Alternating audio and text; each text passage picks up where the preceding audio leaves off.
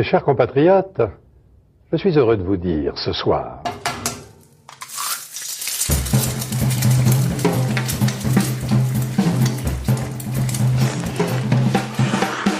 bienvenue dans À Poil, le podcast qui met à nu les chefs. Je suis Julie Gerbet et dans chaque épisode, je passe à la poêle des chefs au masculin et au féminin, des cuisiniers et cuisinières pluriels qui marquent notre époque. Dans cet épisode d'À Poil, je suis ravie d'échanger avec le sympathique Simone Tondo. Quand j'ai quitté Rino, au bout d'un an, au début, je comprends que c'était pas très compris, ni dans ma famille, ni... Je pense que Joe, c'est une personne qui a compris. Parce que je voulais partir pour apprendre. Je voulais partir pour m'enlever cette formation qui m'avait taché énormément. La cuisine de Giovanni, c'est quelque chose qui peut te emprisonner aussi. Voir autre chose.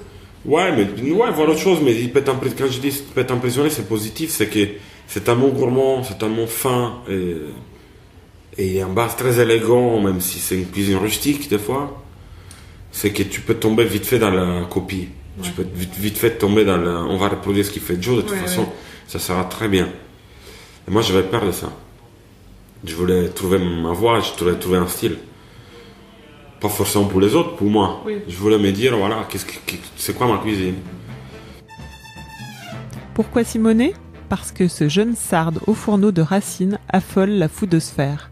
Ultra intelligent et ultra doué, ce chef caméléon est devenu en peu de temps une des jeunes tocs qui comptent en France. Avec Simone, nous avons parlé d'adolescence, d'équilibre vie pro-vie perso, de livres et de mémoire. Bonne écoute! Bonjour Simone. Bonjour. Tu es fraîchement arrivé chez Racine. Tu fais une cuisine entre celle d'un néo-bistrot et d'une trattoria. Mm-hmm. Tu es aussi à l'aise dans ta cuisine ouverte qu'en salle où on te voit arriver avec tes plats, servir les plats, certains plats. Est-ce que tu as le sentiment de t'être retrouvé ici dans un petit resto qui ressemble plus à Roseval? J'ai le sentiment que les gens ils me retrouvent déjà. J'ai l'impression que les gens, dans le dernier projet qui n'était pas terminé de la manière que tout le monde souhaitait, je pense qu'ils n'ont pas compris pourquoi ce choix. Ce choix a été fait parce que je pensais que ça pouvait être une évolution en fait. De racheter un restaurant plus grand, avec un peu plus d'ambition. L'ambition, c'est nous qu'on la décrète, c'est pas les autres. Ils ont tout de suite essayé de comprendre qu'on voulait être plus grand de ce qu'on était, mais en fait, c'était pas le but. Et voilà, ensuite, il y a eu des accidents socio-moraux qui nous ont fait dire que c'était peut-être mieux de faire autre chose et de retourner être toute seule avec David dans cette histoire. Donc voilà, je pense que je suis plus heureux aujourd'hui et je pense que je suis plus à ma place. Et je pense que ça se ressent dans la cuisine, dans la salle. Après, je regrette à rien, je pense que ça faisait partie du parcours. Ça a été bien de battre la tête contre un mur. Et aujourd'hui, de sourire derrière une petite défaite, quoi, que j'assume totalement. On va revenir aux origines de ta cuisine. Tu devais reprendre le studio d'architecture de ton grand-père. Enfin, c'était un peu dans le schéma familial. Oui. Finalement, pouf, à 14 ans, tu t'inscris à l'école hôtelière. Qu'est-ce qui a déclenché cette envie de faire la cuisine? J'étais adolescent et moi j'ai plutôt grandi avec mes grands-parents et ma mère parce que ma maman elle est née en 1970. Donc ça fait rire beaucoup de monde, mais oui, elle a l'âge de tous les gens que je connais, de plus en plus. Et donc voilà, j'ai grandi avec eux. Mon papa il vivait à l'étranger et ils sont séparés avec ma mère depuis que je suis né. Donc j'ai eu une belle éducation multicolore avec plein variants. Sauf que ma maman, quand j'avais 14 ans, elle s'est mariée. Moi j'ai pas été vécu l'adolescence un peu comme ça. J'avais là, dans le petit village, je le sentais un peu serré dans mon corps, on va dire. Et donc j'ai décidé de quitter la ville. Je sais pas, je me souviens pas forcément la réflexion que j'avais fait. Je pense que je ne même pas réfléchir, c'était juste... j'avais envie de changer, de décider. Tu avais envie de faire la cuisine ou c'était Non, l'occasion, en fait, pas du c'était tout. l'échappatoire? Non, moi non plus, c'était pas une vocation de famille.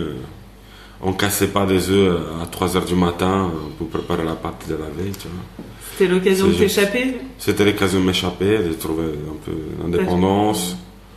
T'as cherché à la première école que tu pouvais c'était faire, l'école plus loin de mon village, en fait. Le plus loin. Oui. Quelle place occupait la cuisine quand tu étais petit? La cuisine occupait une bonne place. On mangeait bien, sauf que mes grands-parents, ils travaillaient. Donc la pause déjeuner, elle n'était pas une pause déjeuner de 3h30, comme on peut imaginer dans le cliché italien. Mais on mangeait très bien, on mangeait des très bons produits. Comme ma grand-mère avait moins de temps de préparer des mijotés ou des choses plus articulées, on mangeait de très bons produits, ça j'ai souvenir de ça. Et week-end, peut-être c'était un peu plus festif.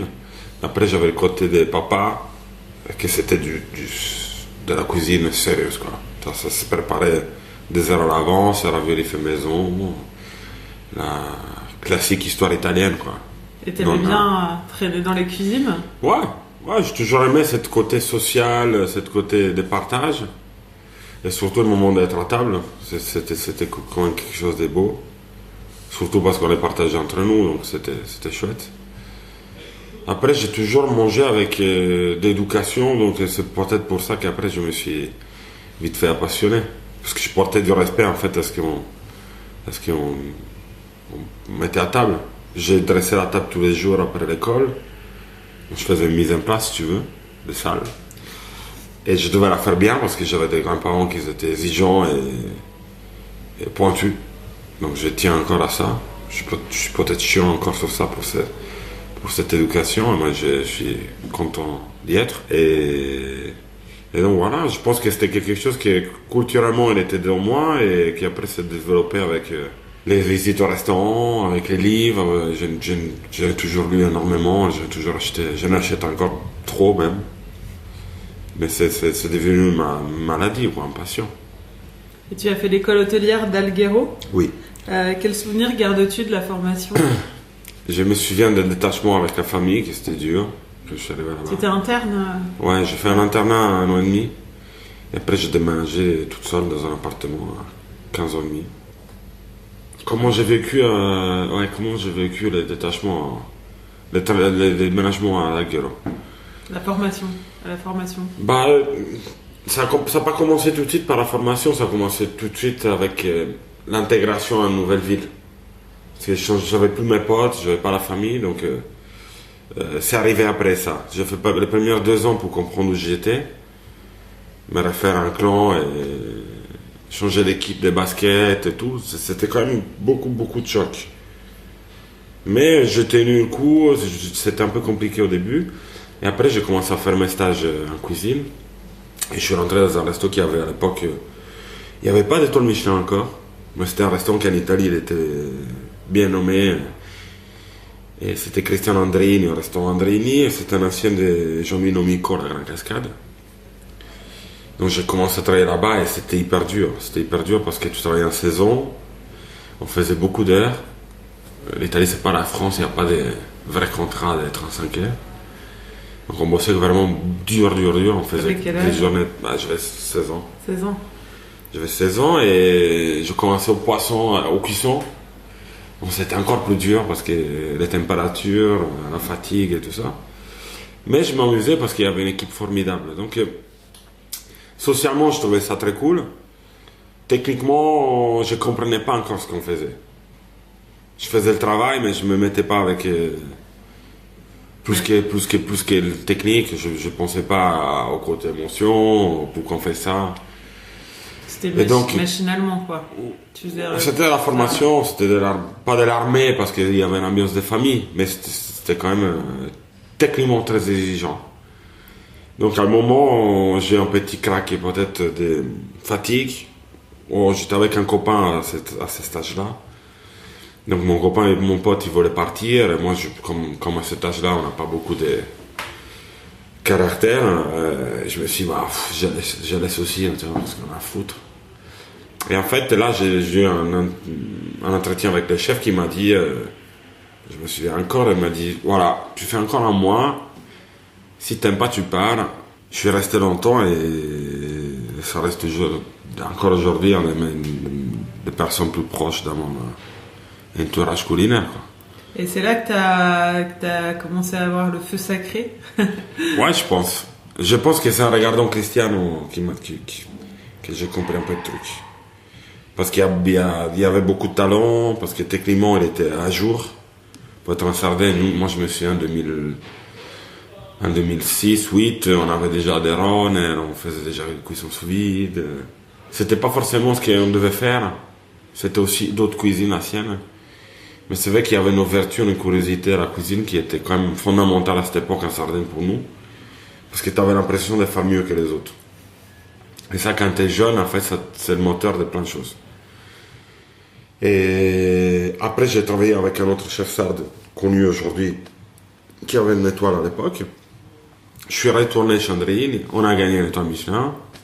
Plutôt lui que nous, mais nous, on l'a aidé à le faire.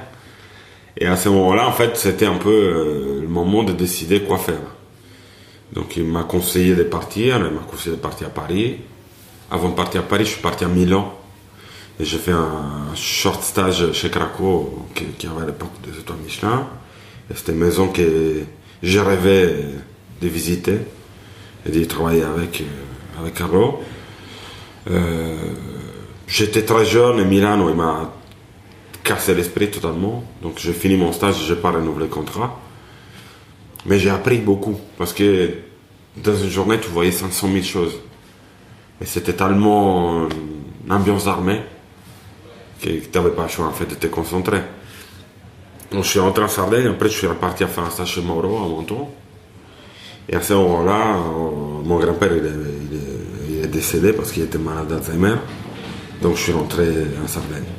Et là j'ai eu un petit stand-by, tu vois. C'est là qu'il a commencé un peu un moment d'indécision. Je me suis dit, qu'est-ce que je vais faire maintenant?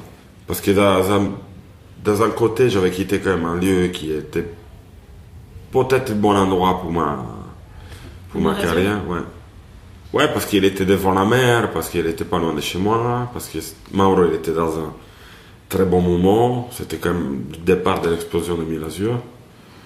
Il y avait une équipe de talents, donc il y avait Chiro qui a pris notre chère place à Tondo, et qu'aujourd'hui c'est Virtus, avec Marcelo qui était la chef et le pâtissier. Il y avait Denis Moroisi qui était au poisson, je me souviens bien, Denis. Non, il était au garde-manger en fait. Je devais prendre son poste, après je me suis barré, donc il est resté où il était. Et après il est devenu sous-chef. Et il y avait beaucoup de gars, il y avait Mauricio qui était passé avant. C'était un lieu où il passait des gens qui avaient envie de réussir, quoi. Et là, quand tu es rentré en Sardaigne, tu t'es posé la question d'arrêter la cuisine? Ouais. Oui, parce que humainement, j'avais plus envie de faire quoi que ce soit. Donc, je sais pas si c'était une dépression, je sais pas ce que c'était, mais en fait, la perte de mon grand-père, ça m'a enlevé beaucoup de points de référence. Ouais, non, je savais plus où j'étais, qu'est-ce que c'était bien à faire, c'est rester en Sardaigne, c'est continuer à être loin de tout le monde, tu vois. Je me suis en voulu un peu de tout ça. Donc, qu'est-ce qui t'a remis à l'époque, tu sais, il y a un petit truc qui personne est au courant de rien, c'est que c'est David Toutan qui m'a aidé. David, j'avais suivi parce que je savais que c'était il avait travaillé avec un chef de partie de Craco chez Marvera. Et comme Diego m'avait parlé de David, j'avais suivi un peu le parcours, j'étudiais vraiment beaucoup. Quand tu es dans une île, partir et trouver des solutions pour construire une carrière solide, c'est plus dur. Je dis pas parce que je vais pleurer auprès du micro, c'est que tu es quand même très loin de tout. Et faire un entretien, ça coûte de l'argent. Partir 2 jours en Milan, ça coûte 1 000 €. Parce que t'as pas de logement, t'as pas de transport. Moi, j'ai pas de permis non plus aujourd'hui, tu vois, imagine-toi à l'époque. Et j'avais Facebook qui débutait, tu vois, c'était le début de Facebook, donc j'avais écrit à à David, j'avais vu qu'il travaillait, je pense à l'époque, il était chez Passard. Ah non, chez Passard. Non, je te parlais, non, ça n'existait pas, tout ça. Nous, on n'existait pas encore. Et je l'ai écrit, voilà, moi j'ai envie de travailler, j'ai envie de partir, j'ai besoin de... Et je pense que c'était David qui avait mis un mot avec moi, qui m'avait aidé. Donc, merci David, parce que si je suis là, c'est grâce à lui aussi. Et voilà, c'est de là que ça a tout réparti en fait. Donc t'es venu à Paris? Je suis allé à Menton. J'ai fait là mois Menton, après je suis retourné pour cette problème de famille. Et je suis reparti à Paris parce que c'est Giovanni qui m'avait donné la possibilité de repartir. Giovanni, en fait, j'avais connu en Sardaigne. Il était passé avec un sac à dos chez Andreini dans mon premier restaurant. Je vais garder en tête ce nom de famille. Et un jour, quand j'étais à Milan, en fait, antécédent à cette histoire, chez Craco, j'avais lu un article d'Andrea Petrini qui parlait de la Gazzetta. Et il parlait de cette seconde cuisine italienne. C'était un peu le début aussi des Italiens qui travaillaient dans des restaurants français, avec une place plus importante. Et donc là, ça a tout redémarré. Giovanni m'a proposé le poste de second, le second. Plongeur, second et tout, parce qu'on faisait tout, nous deux. On m'a tout faire. On faisait tout et c'était cool. Et on avait Reno en février. Et voilà, après l'histoire, on la connaît un peu plus. C'était extraordinaire.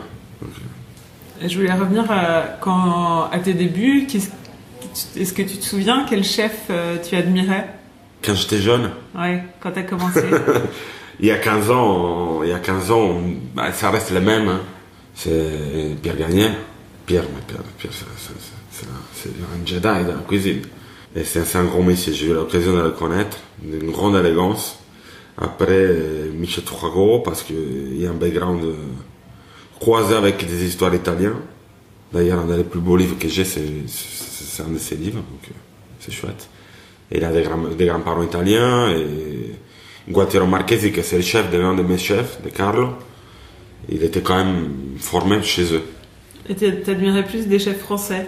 Ouais, il n'y a pas de mal, c'est comme...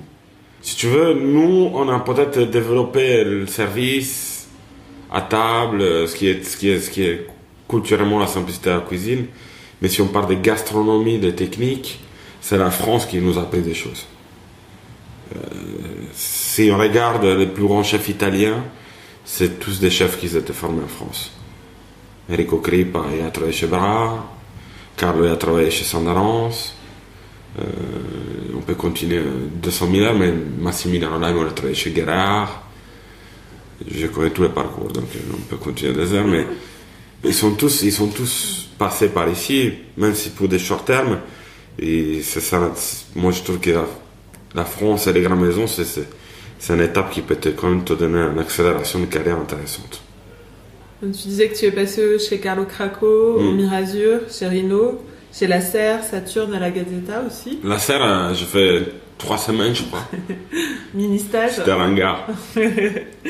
Quelle expérience t'a le plus marqué? Toute l'expérience nous ont marqué. Toute l'expérience nous ont marqué. Rino, ça m'a enlevé tous les bases que j'avais de Andreini, de Pezza, de Carlo, du stage de Chamorro.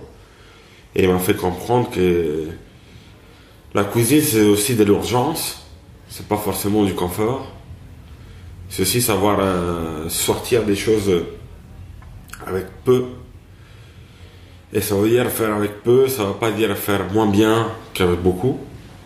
Donc ça, je serai, grato à Giovanni toute ma vie, parce que c'est quand même... Reconnaissant. Ouais, reconnaissant, parce qu'on a fait une cuisine qui était la sienne, et on a fait une cuisine qui ressemblait à rien. Je sais que c'est pas exact, mais elle ressemblait à rien d'autre. Donc pour moi, c'était hyper intéressant. Et humainement, j'ai trouvé un super copain. On ne peut pas canceller ça. Et ensuite, c'était très dur, parce que quand j'ai quitté Rino, au bout d'1 an, au début, je comprends que c'était pas très compris, ni dans ma famille, Je pense que Joe, c'est l'unique personne qui a compris. Parce que je voulais partir pour apprendre. Je voulais partir pour m'enlever cette formation qui m'avait taché énormément. La cuisine de Giovanni, c'est quelque chose qui peut emprisonné aussi. Voir autre chose. Ouais, voir autre chose, mais quand je dis il peut être emprisonné, c'est positif, c'est que c'est tellement gourmand, c'est tellement fin, et un bar très élégant, même si c'est une cuisine rustique des fois, c'est que tu peux tomber vite fait dans la copie. Ouais. Tu peux vite fait tomber dans on va reproduire ce qu'il fait Joe, de toute façon, ça sera très bien. Et moi, j'avais peur de ça. Je voulais trouver ma voix, je voulais trouver un style. Pas forcément pour les autres, pour moi. Oui. Je voulais me dire, voilà, c'est quoi ma cuisine. Donc j'ai fait quelques semaines chez Sven, même pas, mais pour lui donner un coup de main parce qu'on est copains, on est très amis, et parce que j'ai trouvé ce projet formidable. La serre, c'était une dernière tentative de faire un étoilé en France, parce que j'ai eu l'occasion de travailler chez Gagnère après Rino. J'ai eu un entretien avec M. Nave et tout. J'ai pas accepté parce que j'ai une histoire avec ma femme depuis des années. Et je savais très bien qu'accepter ça, c'était choisir entre mon temps et la cuisine. Et j'avais plus le temps de me donner, me sacrifier. Surtout, je voulais pas donner la parole à un idole comme ça pour après de se voir. Voilà. Donc, je suis allé à la Gazzetta parce que Peter m'avait demandé de collaborer. Donc, j'ai trouvé l'invitation très charmante. Et aujourd'hui, ça reste un des chefs qui m'a plus marqué entre toute la liste qu'on a citée. En 2012, tu as ouvert Roosevelt, ton premier restaurant, oui. Avec Michael Greenwald. Oui. Je crois que tu dis que c'était pas un rêve d'avoir un restaurant. Non. Pourquoi avoir ouvert alors? Parce que c'était une responsabilité. Tu peux pas rester toujours dans la siège et pointer les doigts contre les autres si t'as pas connu les enjeux qu'ils ont les autres. Je trouve que c'est très enfant comme façon de vivre et c'est pas courageux. Donc moi j'avais plus un chef que j'ai trouvé à mes yeux comme ça pouvait être Peter, comme ça pouvait être Joe, ça pouvait être Cristiano, ça pouvait être Carlo. Et je trouvais qu'il y en avait de moins en moins de cuisiniers qui restaient dans leur cuisine et qui pouvaient être des maîtres. Peter, Joe et tout ça, c'était des gens qui me ont passé des infos et me ont surtout passé une éducation culinaire. Donc, vu que j'avais plus trouvé quelqu'un qui avait envie de me transmettre des choses directement à moi, pas en équipe, j'avais pas besoin d'être dans un bande, j'avais plus besoin de vivre ce côté militaire d'apprentissage, je trouvais ça nul. J'ai pas besoin d'être tapé à 21 ans, quand je suis dehors de la maison depuis que j'en ai 14. Je me suis dit, voilà, je pense que je suis arrivé à un moment que peut-être je vais essayer de petit par petit de découvrir qu'est-ce que c'est ta cuisine, même à progresser. Ouvrir un restaurant, ça veut dire se ressourcer de tes fournisseurs que t'aimes, c'est faire une recherche sur le produit, c'est développer ta culture, c'est comprendre d'être un être humain mieux, parce que si t'es restaurateur, moi je suis pas cuisinier, moi je suis un restaurateur aujourd'hui. Je m'occupe de plein de choses, pas que de la cuisine. Et je m'inquiète de plein de choses, pas que de la cuisine. Donc, c'est ça qui t'intéressait aussi dans l'histoire du... C'est un truc qui m'a passionné petit par petit. À l'époque, mon directeur de ça, c'était Clément. Ça a été un collègue, un copain à la Gazzetta. Il devait rester comme un décorateur à Roosevelt et après il a décidé de nous aider. Clément, c'est quelqu'un qui a une super connaissance sur le vintage, sur l'antiquaire, sur la Chine. Ses parents, c'est des antiquaires super dans la Loire, à Chinon. Ce projet, c'est un projet de famille. Roosevelt? Oui, ouais. C'est un projet d'amis. Ça a démarré comme ça. Après, ça n'a pas continué comme ça. Vu le départ de Michael, très précoce, à qui je dois quand même beaucoup parce qu'on a démarré ensemble, mais qui m'a... Voilà, la vie après, il te sépare, il fait faire des choix différentes. Il y a des égos qui interviennent, il y a des exigences qui interviennent. Moi, j'ai décidé de rester, lui, il a décidé de faire autre chose. Et comment vous vous organisiez dans la cuisine pour, au début, non. À 4 Au début, on a eu une collaboration superbe. J'ai regardé il n'y a pas longtemps, Guillaume m'a montré des photos de ce qu'on faisait à l'époque, c'était franchement très chouette. Vous conceviez vraiment les assiettes à deux? Pas tout le temps, il y avait des choses, mais tu sais, hein, quand tu travailles à deux, on en a plein de chiffres comme ça. Si tu demanderas à les autres, tu fais jamais une assiette à deux. Mais il y avait des assiettes qui étaient plutôt créées par lui, il y avait des assiettes qui étaient faites par moi. Après, c'était une contamination. C'était ça aussi la clé du début qui a fait surprendre les gens. Et c'est sous cette trame aussi que j'ai dû continuer toute seule. C'était pas évident, mais ces lieux, c'était ma maison. Et donc, je me suis battu pour la tenir et pour la faire briller les années qui sont suivies. Et je pense que j'ai remporté à terme le travail. Heureusement, il n'y a pas de tâches.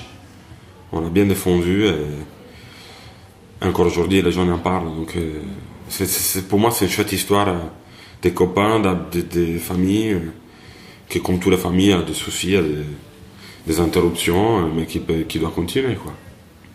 Ça a duré 3-4 ans? Ouais, 4 ans, ouais. Après, t'as fermé, pourquoi?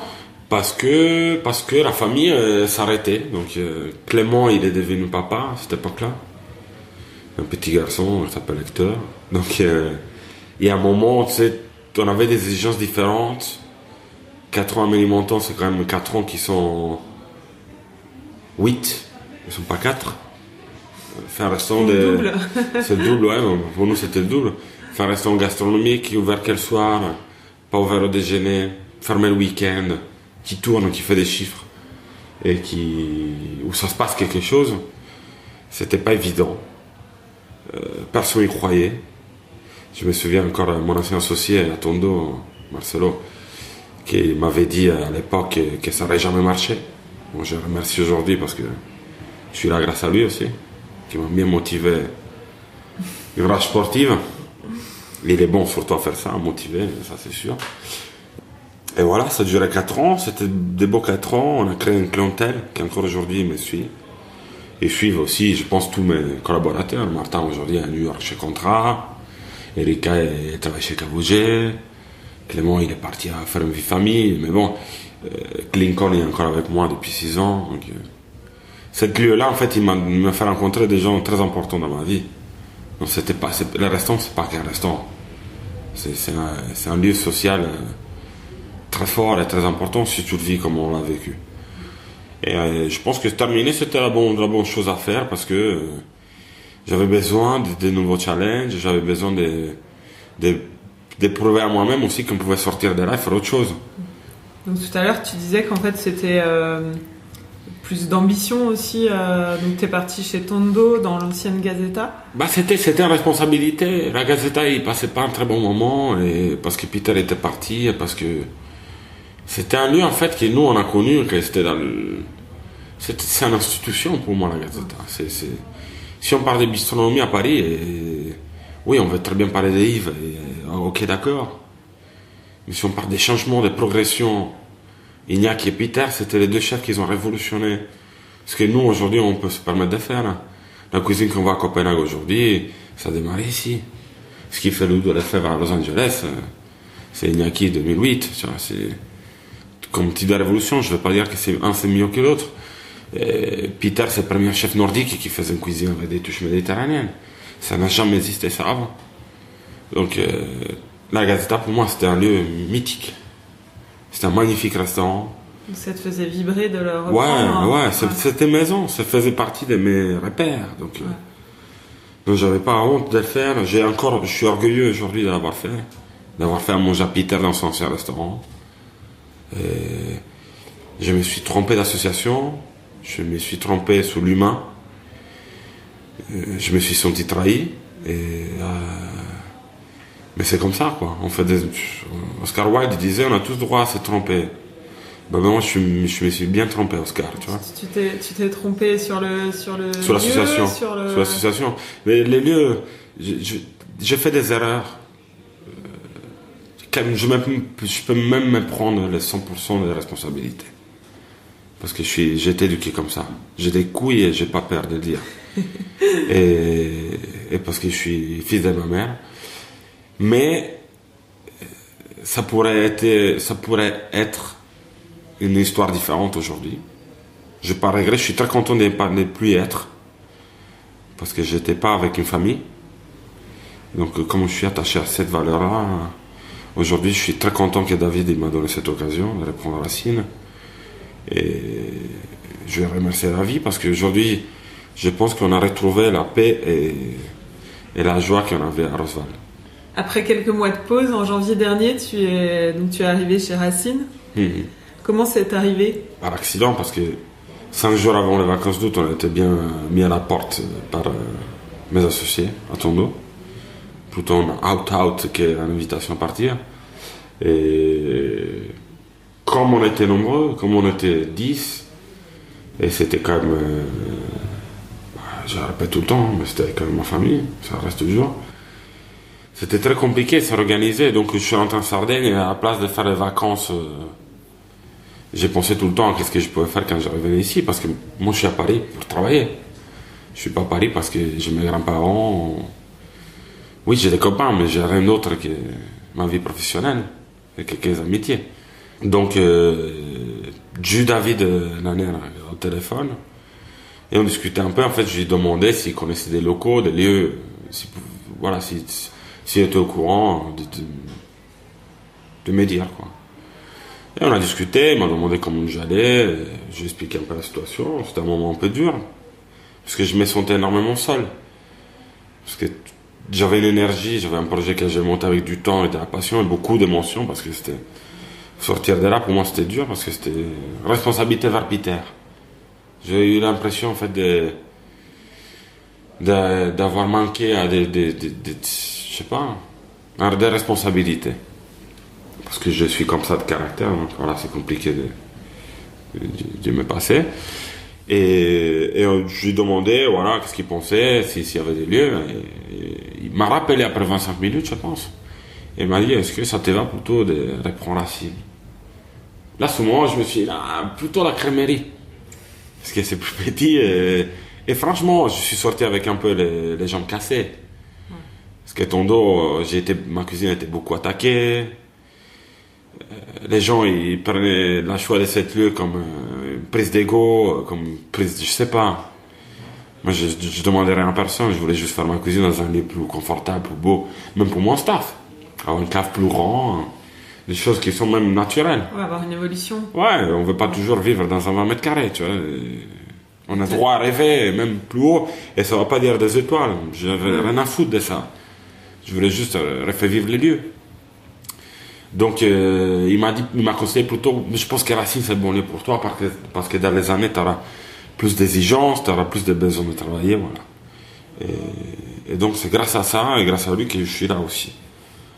Parce qu'il a cru dans mes potentiels et parce qu'il nous accompagne aujourd'hui, parce qu'il restera dans l'histoire, même si je reprendrai un bout de contrôle du lieu, il est quand même là, il est présent. Et parce qu'il faut être reconnaissant avec les gens qui te tendent la main quand tu es dans la merde, quoi. C'était une façon de prendre le contre-pied de ton dos ici. Ça m'a retourné l'esprit, ouais. Ouais. J'étais vraiment bas de morale et j'avais plus de motivation forte. Ils me ont enlevé. Moi, j'ai vécu vraiment comme un attentat à ma carrière. Je sais que les mots, ils peuvent sembler grands, mais moi, j'ai mon carrière, grâce à tout le monde, évidemment. Même grâce à eux, ils me ont donné quand même la possibilité de reprendre un lieu important, de parler de moi. Mais je peux te dire, j'ai chié pour être là, énormément. Mais je ne veux pas d'une famille riche. Tout le monde s'est sacrifié pour me faire travailler. Je fais beaucoup de compromis. Je fais les choses toujours vite. J'ai fait indépendamment des avis des autres. C'était pas évident, quoi. C'est pas juste Simonet, les seuls journaux. Bogossitanien, moi, je me bats les couilles de ça. Moi, je veux être un cuisinier fort comme les autres. C'est pour ça que je fais ce métier-là. Et je pense d'avoir gagné ma place avec le travail, pas avec la tchatch. Mais ça t'a plu, le côté petit d'ici, la cuisine ouverte, maxi convivialité C'est sûr qu'il y a forcément des qualités qui ressortent plus quand je suis en contact avec les clients. J'ai un œil même sur les assiettes qui est différent. Je vois ce que tu manges, je vois ce que tu n'apprécies pas. Je peux intervenir pendant le repas et mettre la bonne assiette à bon moment. Quand tu as une cuisine fermée et tu vois 50-60 couverts, tu as moins droit à l'erreur et tu as quand même moins contrôle. Il faut pas se raconter. On travaille mieux à 20-30 couverts qu'on travaille à 60. n'importe qui. Même faire un Adrien, tu vois. Et tu auras quand même besoin d'autant cuisiner pour faire un produit qui soit au niveau. Et donc je pense que oui, ça c'est mon habitat naturel. C'est mon environnement et je suis très content d'être là parce que ce que je ressens même dans les gens qui a un équilibre vers ce que je fais, vers ce qu'ils demandent et je peux faire ce que je veux. J'ai une belle liberté en fait. Je me sens bien parce que je suis libre de le faire. Je sens pas une pression extérieure, intérieure. Je trouve que je suis accompagné, soutenu et j'avais besoin de ça. Qu'est-ce que représente la cuisine pour toi? Ça représente un moment de partage, ça représente un moment de générosité. Mais aussi, je trouve que c'est quelque chose qui ça peut être très élégant. Quand je dis, j'aime bien Michel Troisgros, j'aime bien Pierre Gagnère, Pascal Barbeau, Christophe Pellet, Antonin Bonnet. J'aime ces chefs-là, en fait, parce qu'ils sont élégants, quoi. Leurs assiettes sont toujours élégants. À part être bons, c'est des chefs qui ont une précision et une vision du produit qui va au-delà des... De faire à manger? Ouais, de faire à manger. Je veux pas dire des artistes, c'est pas des artistes. C'est des artisans qui travaillent bien en matière. Moi, je trouve beau en assiette comme je trouve beau en vêtements. Vraiment, j'ai toujours vu la cuisine comme ça. J'étais jamais fasciné par la transformation technique. Pour ce qui est cuisine moléculaire, ça m'a jamais passionné. Le premier livre qui m'a offert mon père, c'était le livre d'El Bouilly, en 98. Je me souviens, il avait payé un bras. Mais j'arrivais pas à me mettre dans ce bouquin parce que je trouvais qu'il y avait moins des touches de matière. Il y avait plutôt un travail psychologique et artistique que de découpe, de travail, de matière et tout ça. Donc je me suis plutôt après passionné à des chefs artisans plutôt que des artistes. Justement, j'allais te demander, est-ce que tu fais une cuisine du cœur ou de la tête? J'ai fait plutôt une cuisine de cœur, je pense. Et j'essaie de mettre un peu de tête de temps en temps. Même si c'est pas évident. Je pense, ouais, une cuisine de cœur, ouais. Avec un peu d'attention. Parce que vu le chef que j'admire, je peux pas m'en passer de faire attention. Et qu'est-ce qui guide ta cuisine? Et le produit, c'est la première chose qui guide ma cuisine. La mémoire, parce que j'ai bien mangé à ma vie. Je comptais essayer de bien manger. Donc ça peut être une assiette que j'ai mangé chez un collègue, ça peut être un souvenir d'enfance, parce que c'est là que tu commences. Donc il y a forcément des rappels, il y a forcément des petites vibrations à la tête qui te disent « Ah, ça c'était pas mal, hein, tu te souviens le goût ». Et après les livres, c'est quelque chose qui me donne l'occasion encore d'être à jour et de voir ce qu'ils font les autres, de peut-être découvrir quelque chose que je connais pas, vu que je peux moins voyager, vu que je quitte jamais ma cuisine. Ça arrive vraiment quasiment jamais, parce que bon, c'est quand même évident si je suis pas là. Je pense qu'il y a plein de facteurs. Hein. La peinture, parce que ma grand-mère elle était peintre, donc dessiner ça m'a aidé à connaître les couleurs, les associations. Je pense qu'on dresse pas mal ici. Et c'est quand même quelque chose que j'y tiens, c'est important. Après, non, il y a plein de facteurs. Mon équipe, Stéphanie, parce que c'est quand même elle qui me casse les pieds tous les jours au restaurant et qui me dit que c'est moins bien, moche, pas bon. Et Lincoln, parce que je cuisine avec lui depuis 6 ans, donc des fois quand il ne me reconnaît pas, il me le dit. Ma famille, ma femme et mon fils, parce que je fais à manger aujourd'hui un enfant, donc... Mais ma cuisine a changé en devenant papa. Tu vois. Donc, il y a plein de facteurs. Comment ça, elle a changé? Elle a changé parce que j'ai appris à faire encore plus simple. Et j'ai appris à apprécier simple velouté de courgettes. Avant, j'avais besoin de mettre des petites saucisses dedans, des oursins. Faire à manger un enfant, en fait, tu repars vraiment dans la base. Tu dois gérer le sel différemment. Tu dois assaisonner pas avec du sel, forcément avec des produits qui sont plus salés.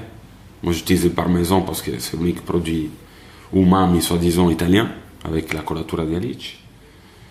Donc ça m'a ouvert plein d'horizons. Moi j'ai retrouvé le plaisir aussi de faire autre chose, et même des choses que j'ai jamais fait. Moi, un cuisinier il fait pas tout. Un cuisinier fait sa cuisine. Donc c'est pas évident de faire bon, beau et bien. Donc je me suis beaucoup amusé pendant les 6 mois que j'étais en arrêt de travail et j'ai pu faire le papa à plein temps. Comme dans le malheur, il y a toujours du bonheur. Moi j'ai eu la chance de me retrouver à faire le papa à plein temps. Et c'était formidable de faire à manger comme ça. C'était un nouveau stage en fait. Tu es italien, Oui. un sarde. Oui, ça arrive. Oui. Tu vis en France.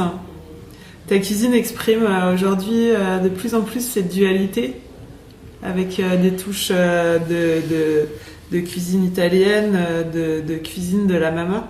Culinairement, tu peux dire? Ouais, culinairement. Je suis 50-50 parce que j'ai 30 ans et j'ai déménagé ici à 19. Donc ça fait quand même quasiment 10 ans que je cuisine ici. Et j'ai sûrement beaucoup plus cuisiné à Paris qu'en Italie. Après, j'ai autant mangé en France qu'en Italie. Donc moi, je peux pas dire que je suis totalement italien. Moi, je suis fils de ce que je mangeais. Est-ce que trouver ton style, c'était évident? Non. Mais j'ai jamais cherché non plus. J'ai trouvé un style en cuisine, en faisant manger. Tout à l'heure, tu disais que justement, tu avais voulu partir de chez Rino pour trouver ton style et pas être trop imprégné. J'avais peur, j'avais plutôt peur. Ouais. J'ai plutôt peur d'être venu en France et d'avoir qu'à travailler avec Joe. Donc je me suis motivé, forcé à changer. Et comment tu te rappelles quand tu as créé tes premières assiettes Giovanni s'en souvient mieux que moi. Imagine-toi comment je suis placé. Discutant il y a longtemps de les plats bons qu'on a fait pour un pour l'autre. Lui se souvenait mieux de mon premier menu Rosval que de moi. Donc je me souviens un peu de la cuisine que je fais. Parce que j'ai pas de recette et parce que je monte les produits plutôt feeling, tu vois. Je fais pas des courses pour une assiette. J'ai jamais aimé ce travail à long terme sur un plat. Tu regardes d'aboutissement. Tu regardes ce que tu as dans ton frigo et tu fais. Ouais, un peu plus. J'essaie de commander des choses qui me font parler. Là, aujourd'hui, j'ai la chance d'acheter des bons produits parce que j'ai une carte. Donc, je sais que les lentilles, il faut qu'ils soient les plus bons lentilles que je connais.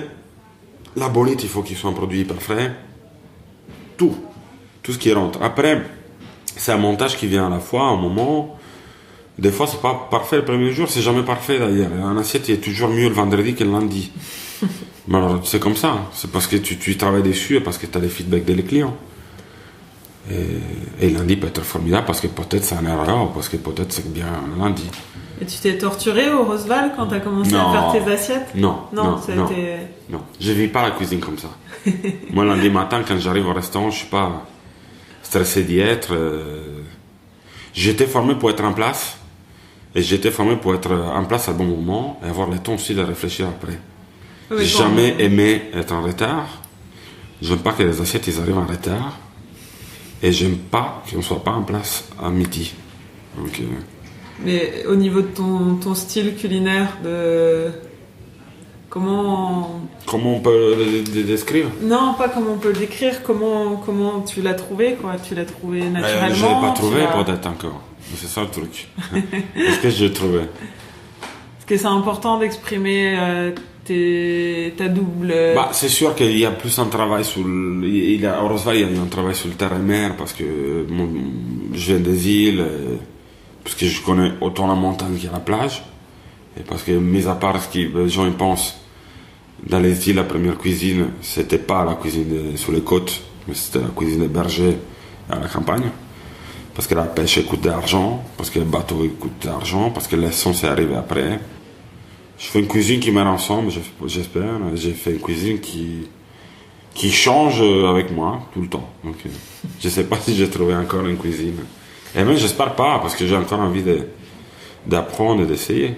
Est-ce que tu as la création facile? Je sais pas. J'ai un bon background et j'ai un bon archive en tête parce que je regarde beaucoup. Parce que je suis pas un jaloux et j'aime bien... je suis fasciné par les talents. Donc je regarde tout le temps ce qui fait tout le monde. Même les mauvais.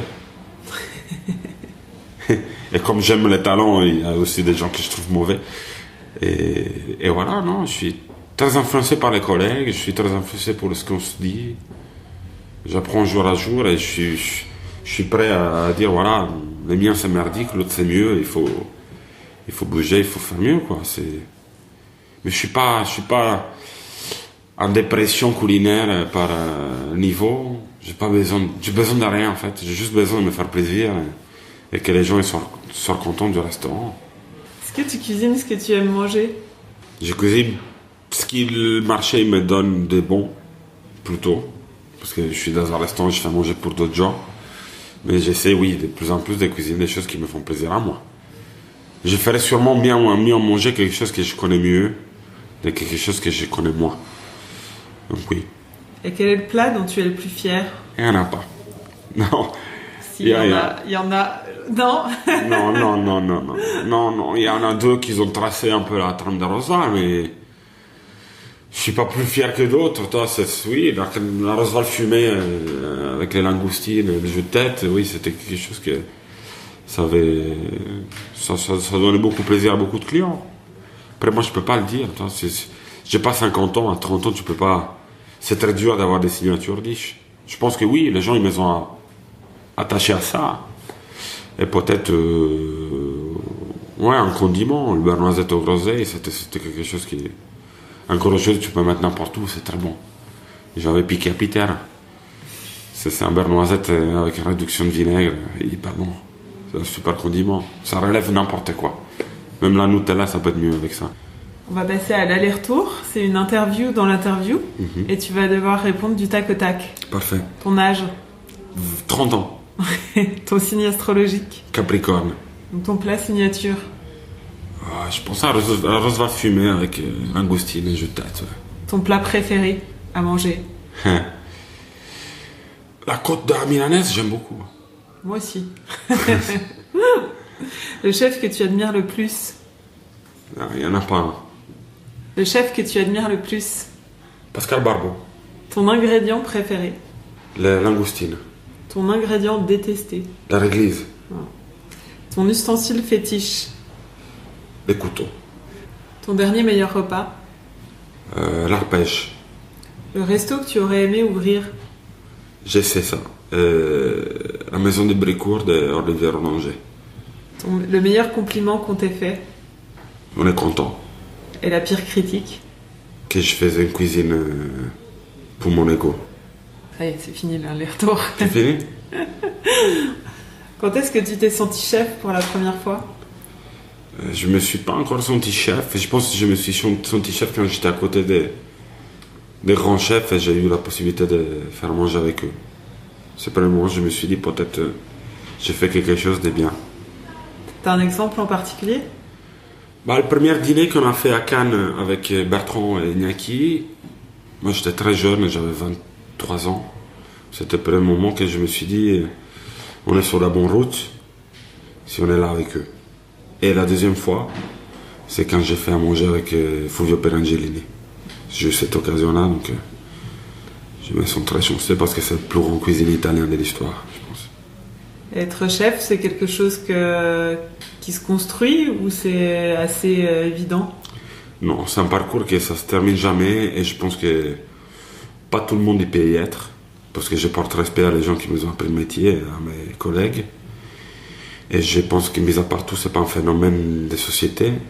Ça peut pas être qu'une reconversion professionnelle. Mais comme c'est de l'artisanat plutôt qu'un art, ça prend du temps. Il faut avoir du talent. Il faut y travailler le talent et pas tout le monde peut le faire. Donc, je suis contre tout ce qu'ils disent les gens de la télé. Quel genre de chef es-tu? Très sympa et à la fois très exigeant. Dur, non, exigeant, oui. Je fais des rappels au relax, j'aime pas qu'on se détend trop. Mais en même temps, j'ai énormément confiance dans l'équipe. Sans eux, je ne savais rien du tout. Vraiment, je ne dis pas pour faire le faux cul à l'humble. C'est sans eux, le resto, il ne tournera pas. Sans moi, il tourne. J'ai testé ça la semaine dernière parce que j'étais malade. Et il tourne bien. Moi, je peux ajouter juste quelque chose à ce qu'ils font eux.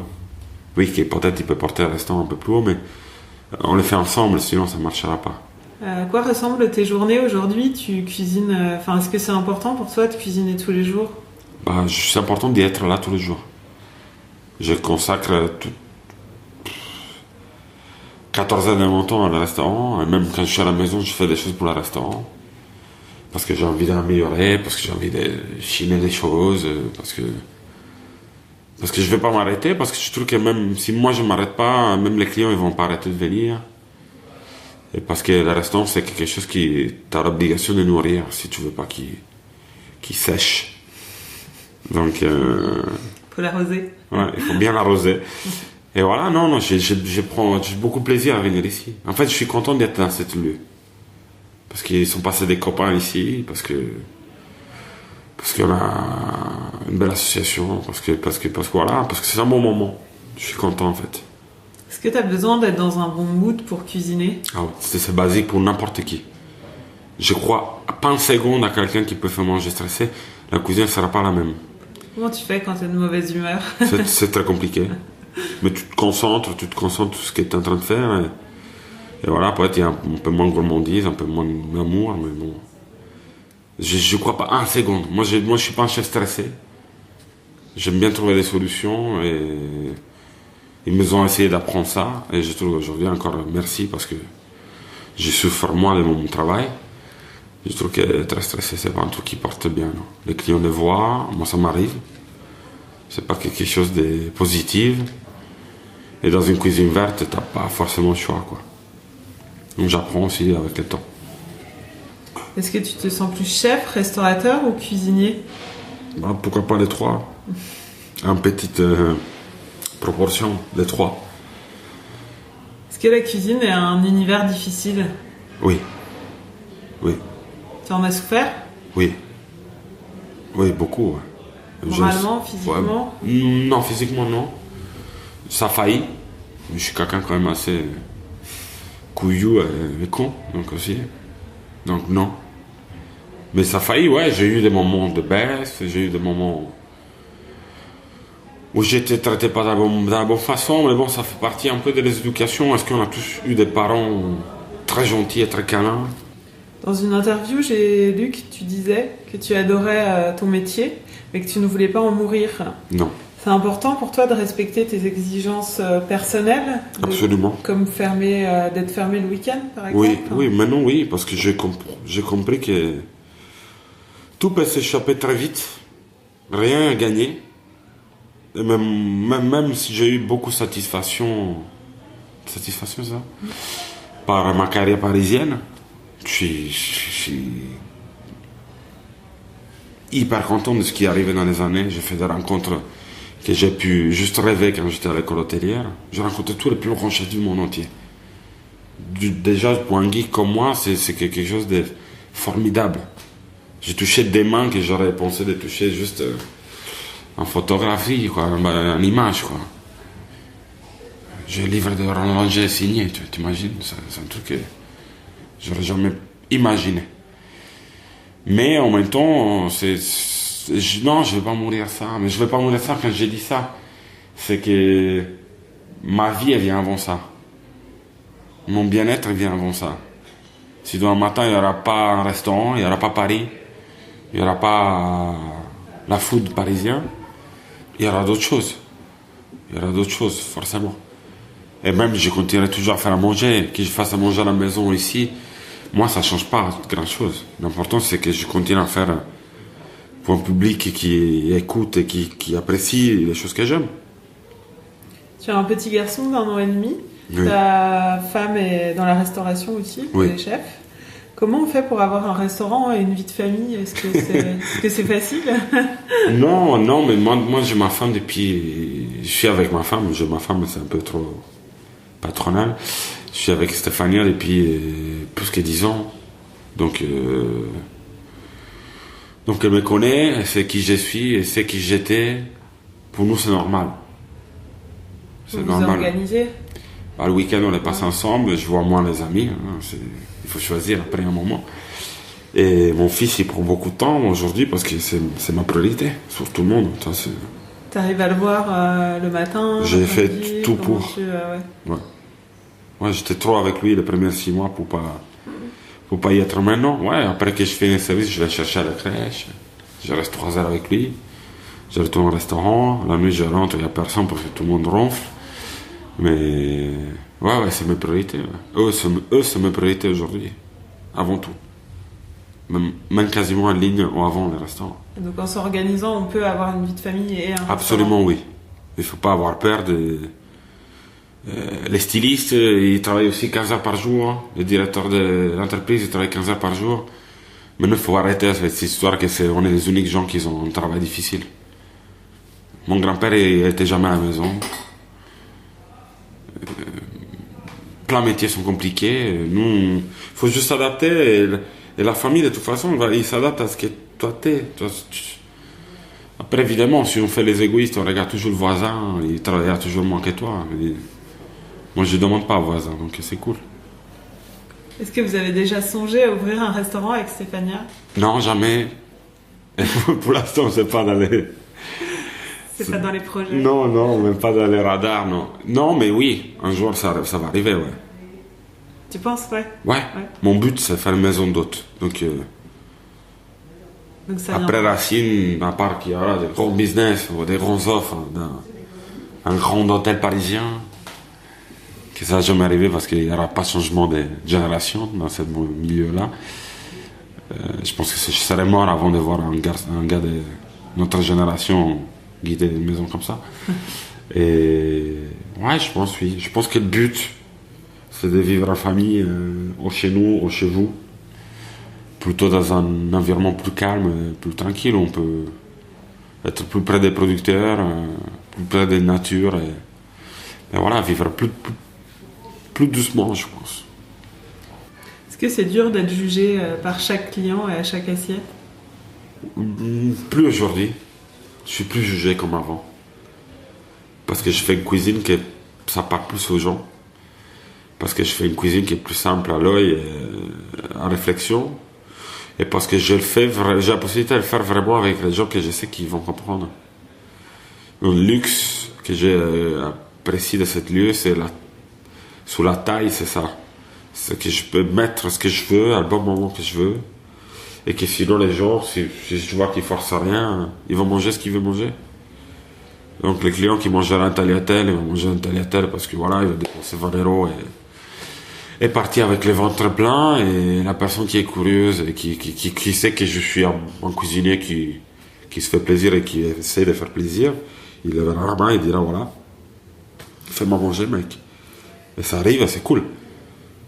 Donc, voilà. Mais est-ce que c'est quand même un métier où tu remets tout en jeu, mais beaucoup en jeu à chaque bouchée presque? Ouais, mais tu te donnes. C'est difficile. Évidemment, je fais attention, je suis exigeant et quand je vais au restaurant, si tu apprécies les choses bien faites, après tu te tortures un peu quoi.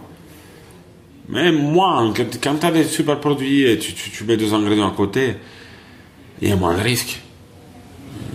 Saint-Jacques avec des patates et des capres, si je sais vraiment pas faire ça, il faut me sortir de tout ça quoi. Il faut me sortir du classement, il faut arrêter de parler. Et je pense que oui, on est dans la phase de maturité qu'on peut faire bien ça. Et on peut pas encore faire ce qu'ils font mes idoles quoi. Parce que peut-être ça va arriver un jour, peut-être pas. Peut-être c'est pas dans mes schémas, dans mes ambitions. Là aujourd'hui, j'essaie de faire très bien ce que je fais. Et un jour, on verra quoi. Il n'y a pas que la cuisine qui compte dans un restaurant, il y a aussi les vins, le décor, les assiettes, tout par compte. exemple. Ouais. À quel pourcentage tu estimes que la cuisine compte dans ton restaurant? Là Oui, ici, chez Racine. Sincèrement, je pense 50. Et c'est une prise de conscience. 50%, ça veut dire que nous, on fait 50%, c'est déjà énorme parce que tu savais que tu manges bien. Ok. Après que tu kiffes ou pas, je sais pas. C'est pas moi. Moi, je mange pas à ta place, donc je sais pas. Mais je sais que c'est très important le sourire de Stéphanie. C'est très important les conseils sur le vin. C'est très important ce qu'on explique au client que c'est pas un self-service, c'est un endroit où nous, quand même, on donne les lignes guides. Il faut nous faire confiance. On n'a pas de carte de vin. Le vin, tu choisis dans la table en regardant le mur, parce qu'on n'a pas de place. Parce qu'on veut faire un travail plus proche du client, parce qu'on ne veut pas laisser les clients tout seuls devant une liste. C'est mon point de vue aujourd'hui. Hein. J'ai fait toutes les autres choses avant, donc je me dis, voilà, aujourd'hui, on fait ça. Quel est ton rapport à la médiatisation du métier? Juste recul. Je peux pas choper des filles avec, parce que je perds, j'ai une femme. Donc j'ai moins profité de ce côté. Ça flatte ton ego? Non, pas du tout. Tu sais ce qui est la vérité, personne va croire. Évidemment, ça me fait plaisir. Mais ça, moi, je me souviens des moments qui me ont fait plaisir dans ma carrière, ils sont peu.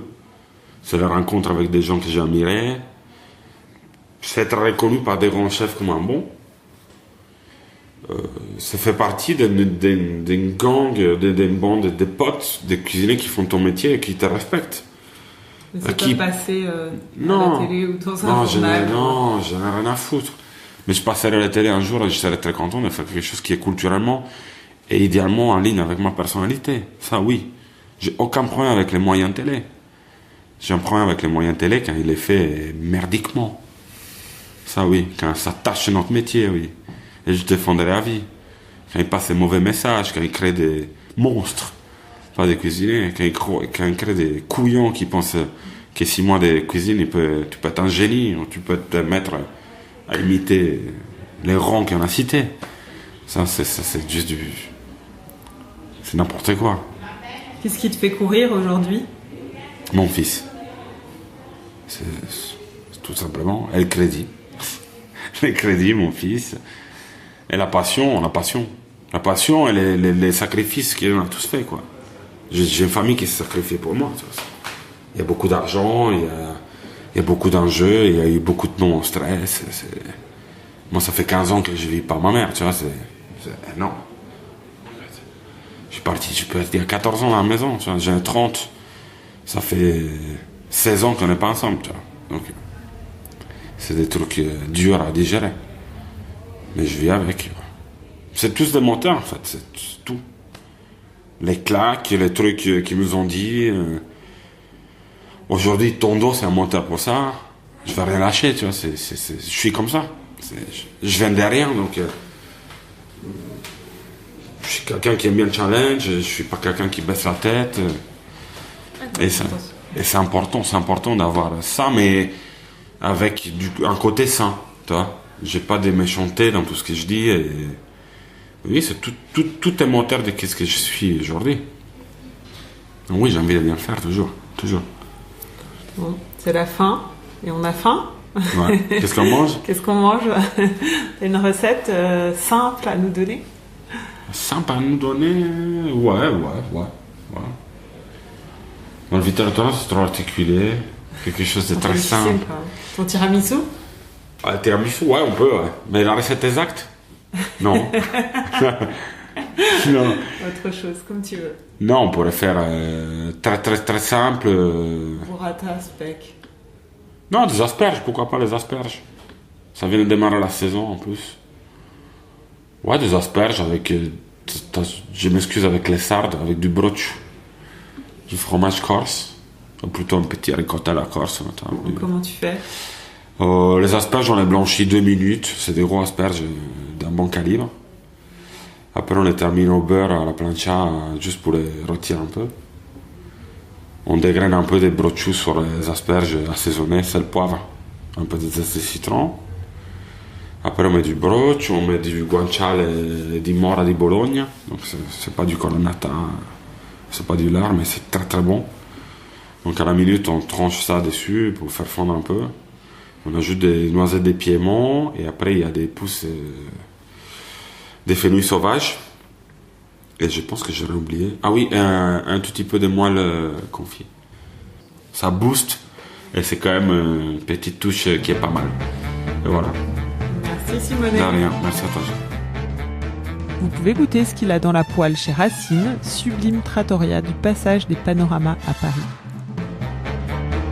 Cet épisode a été réalisé par Laurie Martinez, musique par Santiago Walsh. Vous pouvez retrouver tous les épisodes d'Apoil sur iTunes et sur n'importe quelle application podcast de votre smartphone, sur le site apoil-lepodcast.com et nous suivre sur les réseaux sociaux.